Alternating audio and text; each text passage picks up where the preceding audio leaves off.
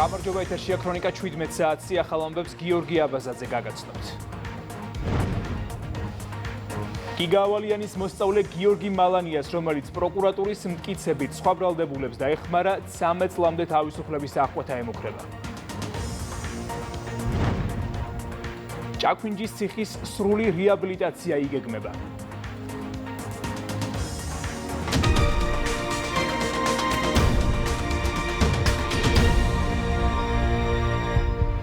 განსაკუთრებით დიდი ოდენობით ნარკოტიკი ამოიღო პოლიციამ იმერეთში და 2 ადამიანი დააკავა. მათ ბრალად ედებათ როგორც შეძენა, შენახვა, ასევე რეალიზაციისთვის ხელშეწყობა.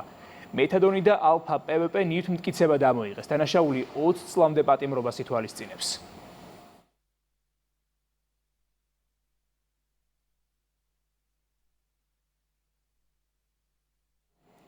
წლამდე პატიმრობა ემუქრება გიორგი მალანიას, რომელიც გიგა ავალიანის საქმეზე ჯგუფურად ჯანმრთელობის განზრახ მძიმე დაზიანების დახმარებაში აბრალდებული.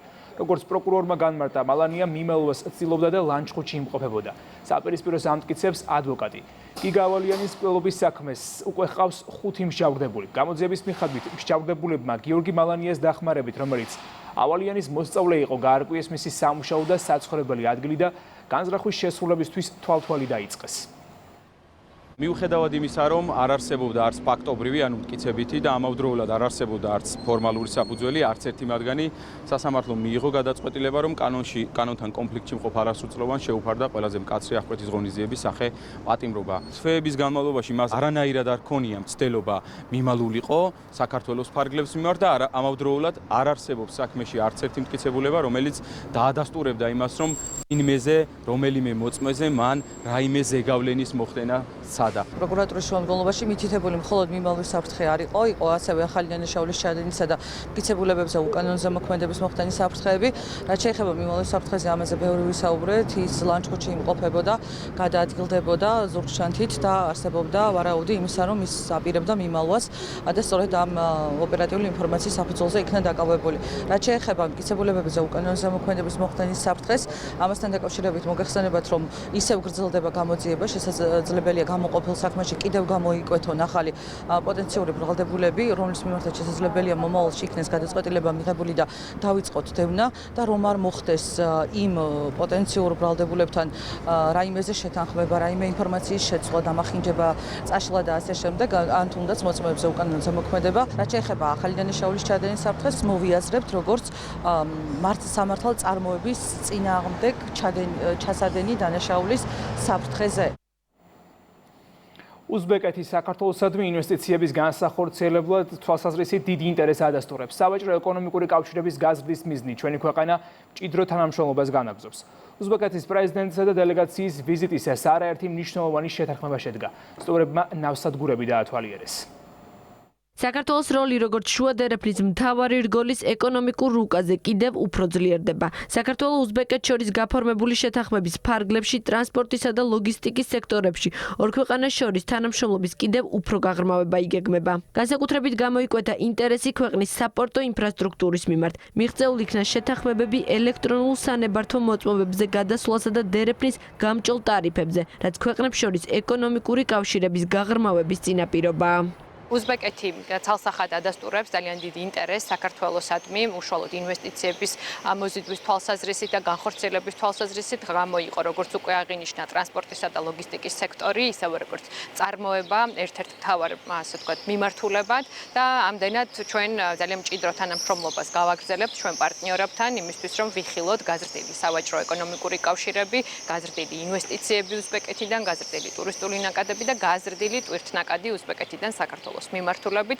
საზღვაო ინფრასტრუქტურის აქტიური სამშენებლო სამუშაო მიმდინარეობს ანაკლის ღრმაწყლოვან ნავსადგურის ტერიტორიაზე. პროექტის პირველი ფაზის დასრულება 2029 წლისთვის იგეგმება, რის შემდეგაც პორტი წელიწადში სულ მცირე 600,000 საერთაშორისო სტანდარტის კონტეინერის გატარება შეძლებს. ჩვენ დავათვალიერეთ ობიექტები და აღფრთოვანებული ვართ ინფრასტრუქტურით, ასევე იმ სამუშაოებით, რომლებიც მიმდინარეობს გლობალურ ლოგისტიკაში საქართველოს სტრატეგიული როლის გასაფართოებლად და გასაძლიერებლად. განვიხილეთ რამდენიმე ვარიანტი უზბეკეთის ლოგისტიკური და წარმოების ჰაბის მოსაწყობად. საქართველოს ერთ-ერთ პორტში ჩვენ მჭიდროდ თანამშრომლობთ მთავრობასთან, ეკონომიკისა და მდგრადი განვითარების სამინისტროსთან და პორტების ოპერატორებთან, რათა შევიმუშაოთ კონკრეტული და მყარი გეგმა აქ ჩვენი წარმომადგენლობის დასაფუძნებლად. ჩვენ მადლიერნი ვართ საქართველოს მთავრობის მხარდაჭერისთვის და ორმხრივი ეკონომიკური პარტნიორობის გაფართოების ერთგულებისთვის. საერთაშორისო პარტნიორების მაღალი ინტერესი და მზაობა ქვეყნებს შორის თანამშრომლობის გაძლიერების არის მორიგი დასტური, რომ საქართველოს სატრანზიტო ფუნქცია რეგიონში და გლობალურად ეკონომიკური განვითარების მთავარი ღერძია. დღევანდელმა ვიზიტებმა აღნიშნულ სტრატეგიულ ობიექტებზე აჩვენა, რომ უზბეკეთისთვის აუცილებელია მონაწილეობა ამ სტრატეგიული ობიექტების განვითარებაში, ზოგადად ყოფნა ამ ინფრასტრუქტურულ პროექტებში. დღეს უზბეკეთი აქტიურად მუშაობს ჩინეთი, ყირგიზეთი, უზბეკეთის რკინიგზის მშენებლობაზე. ეს საშუალებას მოგვცემს გავზარდოთ დამატებითი მოცულობები, რაც ეტაპობრივად წავა შუა დერეფნის მხარეს. ამიტომ კოლეგებთან შევთანხმდით, რომ უკვე ახლავე დავიწყებთ მზადებას იმ დიდი მოცულობის ტვირთებისთვის, რომლებიც შუა დერეფნის მეშვეობით გაივლის. საქართველოს ეკონომიკის მინისტრი უზბეკეთის მინისტრთა კაბინეტის წევრებთან ერთად ფოთის თავისუფალ ინდუსტრიულ ზონასაც ეწვია, რომელიც ბიზნეს საქმიანობის მოცულობით ქვეყანაში მოწინავეა. ანაკლიაში აქტიურდება ტურისტული სეზონი. ორდღიანი ფესტივალი დაიწყო ზღვის სანაპიროზე ზაფხულის სეზონი. ბულვარის მიმდებარე ტერიტორიაზე მოწყობილია ადგილობრივი მეწარმეების პროდუქციის გამოფენა გაყიდვა, კულინარიული და გასართობის სივრცეები. პარალელურად იმართება კონცერტი. ფესტივალის პირველი დღე ჯგუფი ურსას კონცერტით დასრულდება, შემდეგ კი შეკრებულების განწყობაზე სპეციალურად მოწვეული DJ იზრუნებს. სუსპირა ქალაქში წელს ბევრ სტუმარს ელოდებიან. სულად განახლებულია სანაპიროს ინფრასტრუქტურა. ორგანიზატორების განცხადებით, საზაფხულო სეზონის განმავლობაში ანაკლია არაერთ კულტურულ და სპორტულ ღონისძიებას უმასპინძლებს. საზღვაო სეზონი გაიხსნა ულოცავ ყველას. მომდევნო 2 დღის განმავლობაში სტუმრებისთვის იქნება ნამდვილად მრავალფეროვანი, იქნება სხვადასხვა აქტივობები, სპორტული, კონცერტები, კულტურული და მრავალი აქტივობები, რომლებიც მათ ესე ვთქვათ, აქ დასვენებას გაახალისებს. ვიღებთ ჭეოს, ვიღებთ ყვავილის მტვერს, გვაქვს აკაციის თაფლი, ამორფას თაფლი, ფუტკრის ყველანაირი ნაწარმი გვაქვს წარმოდგენილი. მოგვეცა საშუალება ეს გაგვეკეთებინა კომფორტულად. სპეკულაცია საქართველოს პრეზიდენტის ირანში ჩასვლასთან დაკავშირებით და ორმაგი სტანდარტის სხვა ქვეყნის ლიდერების მისამართით. როგორც საპარლამენტო ოპოზიციასა და მმართველ გუნდში მიიჩნევენ, კონკრეტული ძალების მიზანი საქართველოს ინტერესების დაზიანებაა. ისინი გეოპოლიტიკურ ვითარებაზე ამახვილებენ ყურადღებას და ხაზს უსვამენ თურქეთის, აზერბაიჯანისა და სომხეთის ლიდერების ჩასვლას ირანში და მათ განცხადებებს რუსეთთან დაკავშირებით.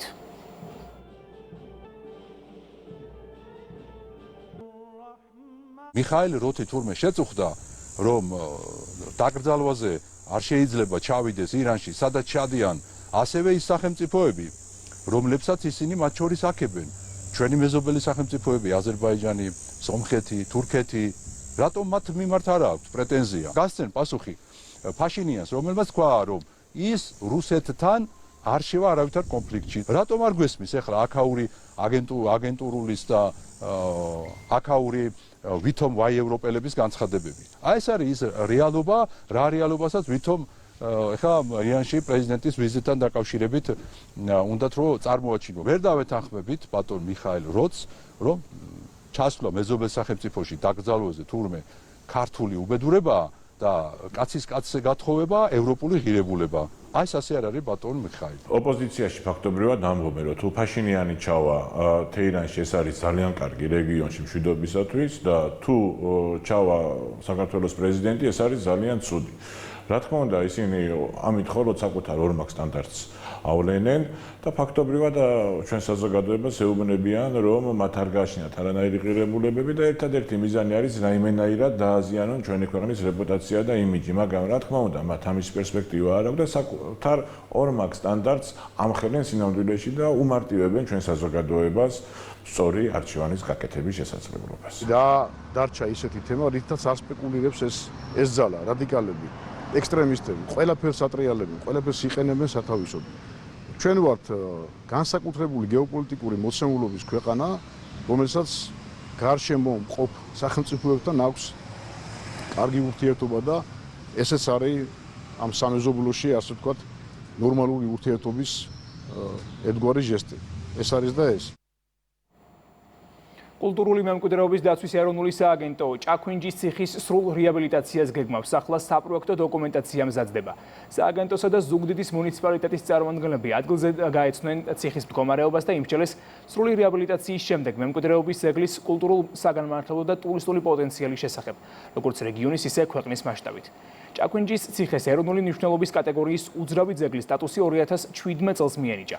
ის ისტორია მნიშვნელოვნად არის დაკავშირებული შუა საუკუნეების სამეგრელოს ისტორიასთან.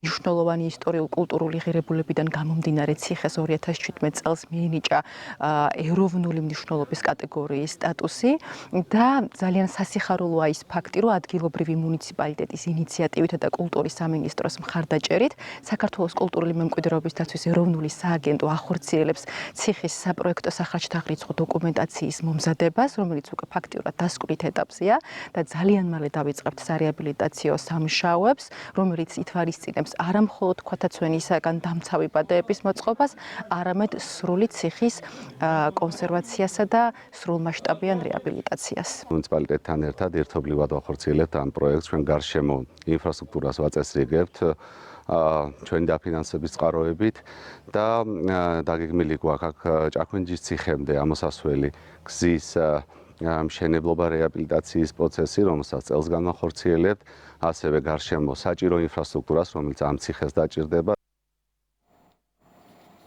ქართულ დიასპორას შეხვდა თურქეთში ვიზიტის ფარგლებში აჭარის მთავრობის თავმჯდომარე. ილაპარაკეს საქართველოსა და თურქეთს შორის თანამშრომლობის მზარ დინამიკაზე, ასევე სავაჭრო ეკონომიკურ, ტურისტულ, კულტურულ და საგანმანათლებლო მიმართულებით ურთიერთობების გაღრმავებაზე. დელეგაციის წევრებმა ღირს შესანიშნაობებიც დაათვალიერეს. ხაზზე გაუსვით თურქეთ-საქართველოს ურთიერთობებს, მაღალ პოლიტიკურ დიალოგს ქვეყნებს შორის, სავაჭრო ეკონომიკურ ურთიერთობებს და რა თქმა უნდა დიასპორის ჩართულობას სხვადასხვა მნიშვნელოვან საკითხებში. დიასპორასთან ერთად ჩვენ დაგეგმილი გვაქვს ძალიან ბევრი სასიკეთო პროექტები, რომელიც გააძლიერებს ქვეყნებს შორის ურთიერთობას. ძალიან მნიშვნელოვანი საუბრები იყო ყველა ვარიანტზე ხალხს უჭერენ აქ დიასპორას ხალხს, რომ ეს ურთიერთობა არ დაიკარგოს, ჩვენი კულტურა არ დაიკარგოს. 150 წელი თითქმის შესრულდა ჩვენი წინაპრების აქ ჩამოსვლა და ასეთი დიდი თანამდებობის ხალხი რომ ჩამოდის, ჩვენთვის ძალიან დიდი სიამაყე და რა ვიცი, სიხარული არის.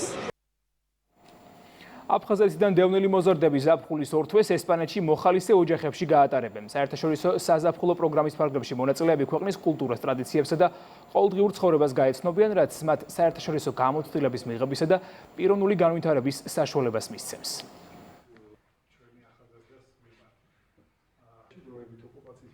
ხარული ვართ, რომ აფხაზეთიდან დევნილ ბავშვებს აქვთ შესაძლებლობა დაისვენონ ესპანეთში, გაეცნონ ესპანურ კულტურას და აღნიშნული პროექტი მომავალშიც გაგრძელდება. ბედნიერი ვარ, რომ მაქვს იმის შესაძლებლობა ბავშვებს გავაცნო როგორც ესპანური კულტურა, ასევე ესპანური ენა.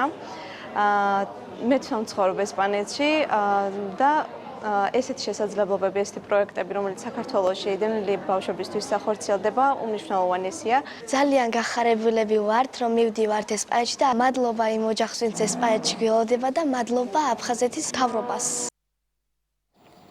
თბილისში ზურაბ ქაფიანიძის სახელობის სკვერი გაიხსნა, დედაქალაქში უკვე არსებობს მსახიობის სახელობის ქუჩა. ღონისძიებაზე სიტყვით გამოვიდნენ ოჯახის წევრები, დეპუტატები, თბილისის საკრებულოს წევრები, დიდუბის რაიონის გამგებელი, სკვერის გახსნას ასევე კულტურის სფეროს წარმომადგენლები დაესწრნენ.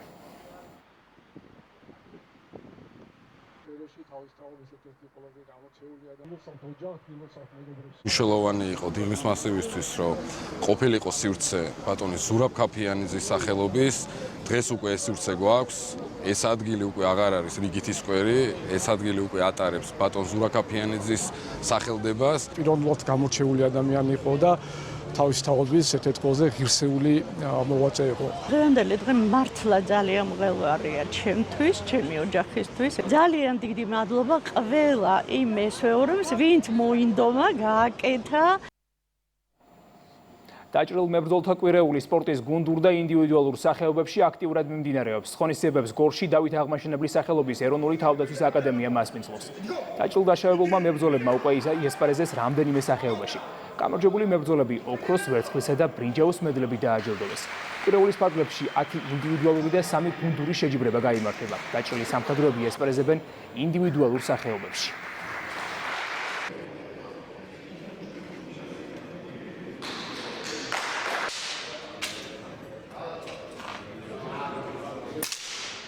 ჩვენოვანია ჩვენთვის თითოეული დაჭრილი სამხედრო მოსამსახურისთვის დაჭრილთა კვირეული იქიდან გამომდინარე რომ თითოეული ჩვენგანი ამ ყველაფერში გავდივართ რეაბილიტაციას. ხებულობთ ყოველ წელიწადს მონაწილეობას თითქმის ყოველ წელიწადს ვაკეთებთ ასეთ ღონისძიებებს და თავისთავად დიდი მადლობა თავდაცვისანისთვის ასეთი გვერდში დგომისთვის ერთმანეთის мотивация არის ერთმანეთს გვერდში უდგევართ. პუტინი ამტკიცებს, რომ რუსულმა ჯარებმა კონსტანტინოვკა აიღეს. რა თქმა უნდა, ეს სიმართლეს არ შეესაბამება. ასე გამოეხმაურა უკრაინის პრეზიდენტი რუსეთის მიერ გავრცელებულ ცნობას დონეცკის ოლქის ქალაქ კონსტანტინოვკას აღების შესახებ. სოციალურ ქსელში ვოლოდიმირ ზელენსკი ასევე წერს, რომ ფრონტის ხაზზე არსებული ვითარების შესახებ გერმანიის კანცლერსაც ელაპარაკა.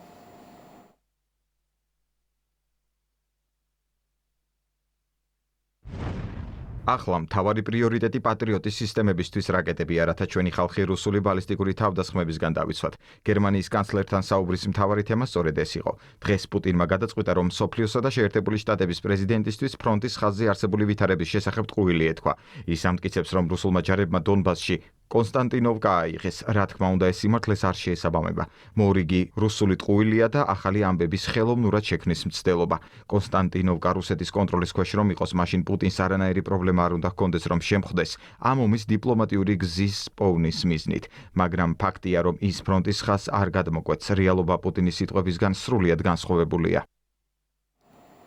უკრაინელებმა რუსეთში სანქტ-პეტერბურგში პორტი და ნავთობტერმინალი დაბომბეს. იერიში რამდენიმე საათის წინ მიიტანეს. სამიზნეში ვისოცკის პორტი და ნავთობბაზა მოექცა. ობიექტზე ხანძარი გაჩნდა, პარალელურად ვრცელდება ცნობები, რომ დრონები მოსკოვისა და ოლქის ცაზეც შენიშნეს.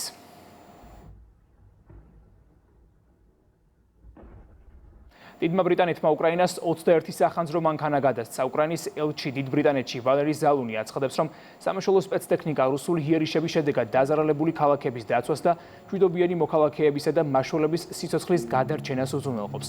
დიპლომატმა მადლობა გადაუხადა ინიციატივის ავტორებს, გაერთიანებულ სამეფოს მთავრობას, ინგლისისა და უელსის სახანძრო და სამაშველო სამსახურებს.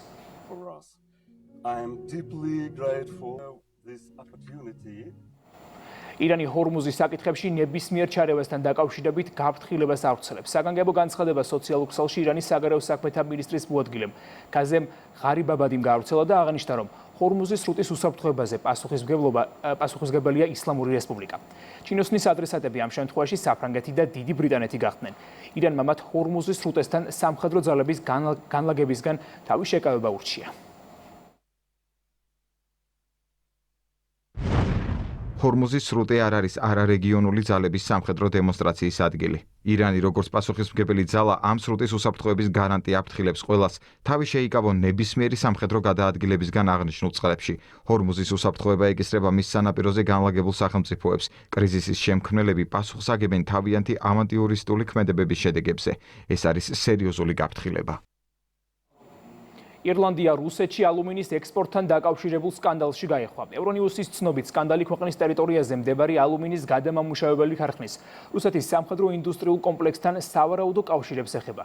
გავრცელებული ინფორმაციით საქმე ეხება მსოფლიო შოუ ამერიკიდან საქართველოში ოლიმპიური და მსოფლიო ჩემპიონები, MMA-ის ვარსკვლავები და უმაღლესი დონის სპორტსმენები. თბილისში 11 ივლისს ჭიდაობის საერთაშორისო ორგანიზაცია რაფის ღონისძიებაა დაგეგმილი.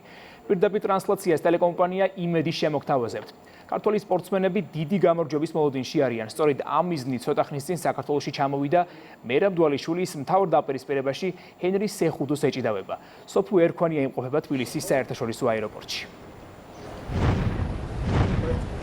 გიორგი მერაბდვალიშვილი საქართველოშია, ქართველი მებრძოლი, ერთ-ერთი გამორჩეული სპორტსმენი ამერიკიდან თბილისის საერთაშორისო აეროპორტში რამდენიმე წუთის წინ ჩამოვიდა. გამომდინარე იქიდან, რომ გულშემატკივრებმა არ იცოდნენ, რომ ის დღეს ჩამოდიოდა საქართველოში, მათ მცირე რაოდენობით დახვდნენ, თუმცა იყვნენ ისეთები, ვინც სწორედ ამ ქართველ სპორტსმენს ელოდებოდნენ. უნდა აღინიშნოს ის, რომ UFC-ს ყოფილი ჩემპიონი აქ საბრძოლოდ არ ჩამოსულა, ამჯერად ის ჭიდაობის ტურნირზე გადაინაცვლებს. 11 ივლისს გაიმართება რაფის საერთაშორისო ჭიდაობის ტურნირი, რომელიც ამერიკის შეერთებული შტატების მასშტაბს პირველად ტოვებს და სწორედ ამ პირველ საერთაშორისო ღონისძიებას საქართველო მიიღებს. თბილისში ვიხილავთ ისეთ სპორტსმენებს, როგორებიც არიან ჰენრი სეხუდო, არმან ცარუკიანი, ასევე ქართველი ოლიმპიური ჩემპიონები გენო პეტრიაშვილი, ვლადიმერ ხინჩეგაშვილი, ოლიმპიური პრიზიორი გივი მაჭარაშვილი, ასევე ვლადიმერ გამყრელიძე. უნდა აღინიშნოს ის, რომ 5 ქართველი სპორტსმენი იჭიდავებს ამ ქარდზე, სულ ვიხილავთ 12 დაპირისპირებას, 24 გამორჩეული სპორტსმენი დაიკავებს ჯორჯია ქორქიკიას სახელობის არენას და ისინი ერთმანეთს ეჭიდავებიან გამარჯვებისთვის. ვიხილავთ 12 დაპირისპირებას, მათ შორის გამარჯვებულები გამოვლინდებიან 10 წონით კატეგორიაში მამაკაცებში, ხოლო 2 წონით კატეგორიაში ქალებში. უნდა აღინიშნოს ის, რომ ამ მნიშვნელოვან ღონისძიებას მედია პარტნიორობას უწევს ტელეკომპანია იმედი და 11 ივლისს მათ, ვისაც უკვე ბილეთები შეძენილი არ აქვთ და უნდათ რომ ამ ძალიან მაგარ ღონისძიებას უყურონ, მათი ხილვა შეეძლება ტელეკომპანია იმედის ეთერში. ეს სოფო ერქვანია იყო. ამ ინფორმაციით ქრონიკა 17 საათზე დასრულებულია. რამდენიმე წუთში იმედის ეთერს განაგრძობს დღის ქრონიკა და ნატა მახვილაძე. ნახვამდის.